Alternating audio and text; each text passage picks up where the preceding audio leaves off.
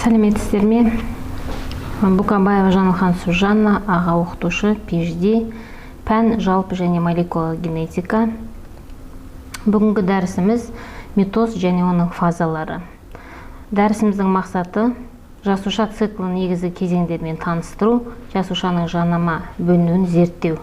Қарастыратын сұрақтарымыз тірі ағзалардың негізгі көбею жолдары, митоз және оның фазалары.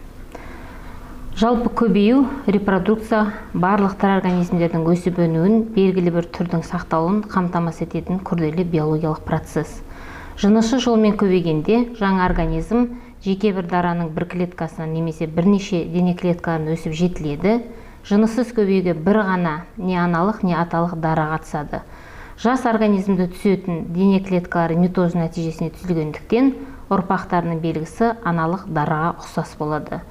Жыныссыз көбеюдің жолдары бөліну, бүршіктену, фрагментация, полиэмбриония, спора түзу және вегетативті көбею.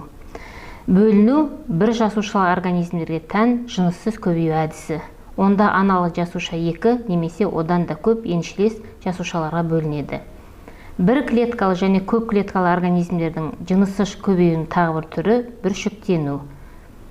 Бір клеткалы ашытқы саңырауқұлақтарының клеткаларының бүршіктену арқылы алдымен кішілеу ядросы бар төмпешік бүршік өсіп шығады, біртіндеп ұлғайып, аналық дараның мөлшеріне жеткенде бөлініп кетеді, өз бетінше тіршілік ете береді. Келесі түрі шизогония. Бұл яғни қарапайым жыныссыз организмдердің көбеюінің негізгі түрлерінің бірі. Шизогония процесінде ата-аналық жасушаның ядросы, яғни шизонттың жоғары жылдамдықпен және жиілікпен бірнеше ядролар бөлінеді. Содан кейін еншілес ядролардың әрқайсысы цитоплазмамен қоршалған және бірнеше тәуелсіз организмдер түзеді. Келесі түрі фрагментация. Жыныссыз көбеюдің тәсілі, онда жаңа даралар, аналық даралар ыдырайтын фрагменттерден, яғни бөліктерден түзіледі. Мысалы, анелиттерде, теңіз жұлдыздары, спирогера және элодеяда. Фрагментацияның негізінде организмдердің регенерация қабілеті бар. Келесі полиэмбриония. Бұл жыныссыз көбею әдісі, онда эмбрион ыдырайтын фрагменттердің жаңа даралар пайда болады. Полиэмбрионияға адамда бірдей егіздердің пайда болуы жатады. Бұл жағдайда ұрықтандыру нәтижесінде пайда болған зигота ыдырап, бірнеше бөлікке бөлінетін эмбрион түзеді, нәтижесінде бір жыныстағы нәрестелер туады. Кейде эмбрионның бөлінуі толық болмайды.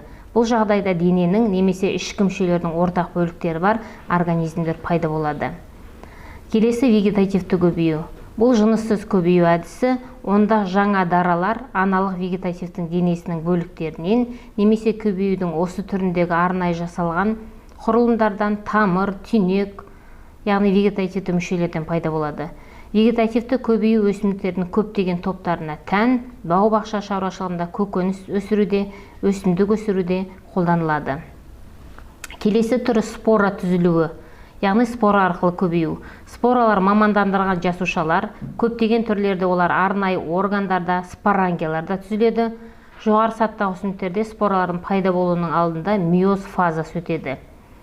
Өздеріңіз көріп тұрғандай папоротниктің споралық түзілуі. Келесі клондау. Бұл жасушалардың немесе даралардың генетикалық жағынан бірдей көшірмелерін алу үшін адам қолданатын әдістер жиынтығы. Клон жыныссыз көбею арқылы ортақ ата-бабадан шыққан жасушалар немесе даралар жиынтығы. Клондалу митозға негізделген. Мысалы, бактерияларда қарапайым бөліну. Келесі жыныстық көбею. Жыныстық көбею арнайы органдарда, мамандырылған жасушаларда гаметалар түзетін екі ата-аналық қатысумен жүзеге асады. Изогамия, гетерогамия, оогамия түрлері. Келесі хологамия, яғни атап айтқанда бұл жасыл евгленаны мысалға алуға болады. Бұл түрдің вегетативті денесі орталық жасушамен ұсынылған, одан иесінің денесіне өсінділер шығады. Жыныс процесі кезінде бір адамның орталық жасушасынан екі адамға бағытталған ұзын жіп тәрізді өсу пайда болады. Оған жеткенде жіп тәрізді өсу соңында сінеді, екі адамның жанасы орындағы қабық ериді және екіншісіне өтеді. Бұл жыныстық процестің бірінші кезеңі плазмогамия деп аталады. Ядролардың бірігуі байқалмайды, зигота түзіледі. Кейінірек зиготта өніп, екі гаплоидты ядро пайда болып өсімдік өтеді. Мұнда олар бірігіп бірнеше рет бөлінетін диплоидты ядро түзеді. бірінші рет қысқару жүреді, көптеген гаплоидты ядро пайда болады да, олардың айналасында зооспорлар түзіледі. Конъюгация. Бұл кезде жеке даралар санының өсуі болмайды, бірақ тұқым қуалайтын қасиеттерінің қайта қосылуын қамтамасыз ететін жасушалар арасында генетикалық материал алмасады. Конъюгация кірпікшелі қарапайымдыларға, инфузорияға, кейбір балдырларға, мысалға спирогираларға тән. Келесі митоз және оның фазалары. Жалпы митоз дегеніміз жанама бөліну. Эукариоттық жасушалардың көбеюінің негізгі әдісі, атап айтқанда олар биомассаның өсуі, регенерацияның арту мүмкіндігін анықтайды. Митоз бірнеше фазадан тұрады. Профаза, метафаза, анафаза, телофаза. Метафазада хромосомалар жинақталу процесі жалғасады, және олардың ұзындығы одан әрі қысқарады. Хромосомалар жасуша экваторында орналасады. Хроматидтер бір-бірімен центромерада байланысады. Оны бастапқы тартылу деп атайды. Центромерге қосылған метатинді ұршық жіпшелері пайда болады. Әрбір центромера шиеленісті сезінеді, өйткені ұршық жіптері оны қарама-қарсы полюстерге тартады. Жасуша полюстер арнайы органеллар центросомалар арқылы қалыптасады. Келесі фазасы анафаза. Бұл кезде центромердің жиырылуы басталады.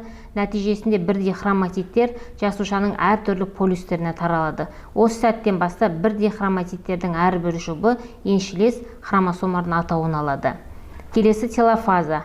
Бұл кезде хромосомалар жасуша полюстеріне жетеді, ядролық мембрана, ядро пайда болады. Хромосомалардың интерфаза ядросының құрылымның қалпына келу жүреді. Митоз цитоплазманың бөлінуімен және жасушалардың бастапқы биомассасының қалпына келуімен аяқталады. Интерфаза – екіге бөліну арасындағы жасушалық дайындық циклы. Интерфазаның ұзақтығы әртүрлі, бірақ ол митоздың өзіне қарағанда айтарлықтай ұзағырақ болады. Интерфаза кезінде жасушада барлық тіршілік процесі жүзеге асырылады. Метаболизм, ДНК синтезі, өсу, АТФ синтезі, органдар түзіледі. Яғни тұқым қуалайтын ақпараттың барлығы осы интерфаза кезінде жүзеге асырылады. Интерфаза 3 кезеңге бөлінеді.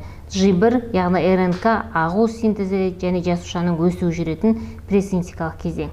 S, яғни ДНК молекуласы репликация арқылы еселенеді. Хромосомаларды екінші хроматид аяқталған синтетикалық кезең. Үшінші G2 ағу синтезделетін және жасуша бөлінуге дайындалатын постсинтетикалық кезең. Жалпы митоз генетикалық материалдың жас жасушаларға тең бөлінуін және жасуша ұрпақтарындағы хромосоманың ұқсастығын қамтамасыз етеді. Дәрісімізді қорытындылайтын болсақ, жалпы көбеюдің түрлері жынысты және жыныссыз көбею.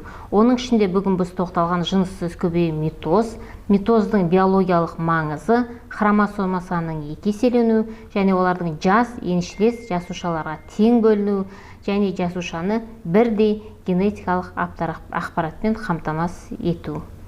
Тыңдағандарыңызға рахмет.